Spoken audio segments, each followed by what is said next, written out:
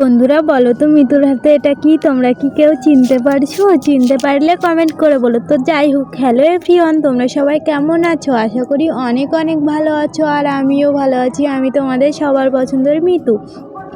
তো মিতু আজকে একটু তেঁতুল মাখা করবে ভাবছে, কি একটু অন্যরকমভাবে। তো কিভাবে মাখা করে দেখতে থাকো বন্ধুরা।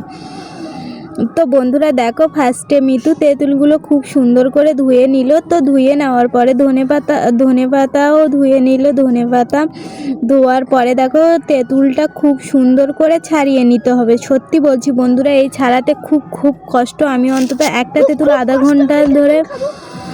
ঘন্টা ধরে এই তেঁতুলটা ছাড়িয়েছি। তো দেখতে 2 মিনিটের ভিডিও হলে কী হবে, এর পিছনে খাটতে অনেক কষ্ট। আমি যেহেতু বেশিক্ষণ ধরে এডিট করি না, ওই জন্য হয়তো অতটাও কষ্ট হয় না, কিন্তু যারা এডিট করে ভিডিও ছাড়ে তাদের হয়তো অনেক কষ্ট হয়।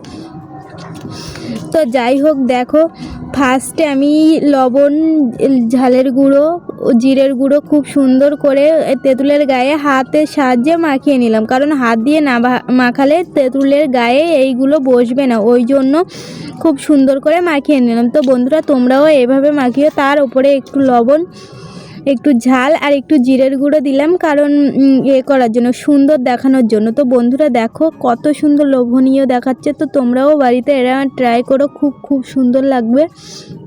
তো তারপরে দেখো আমি খেতে শুরু করে দিয়েছি, কারণ এত সুন্দর তেঁতুল মাখাটা রাখার আর প্রশ্নই ওঠে না। তো ভিডিওটা এতক্ষণ দেখার জন্য থ্যাংক ইউ, টাটা, বাই।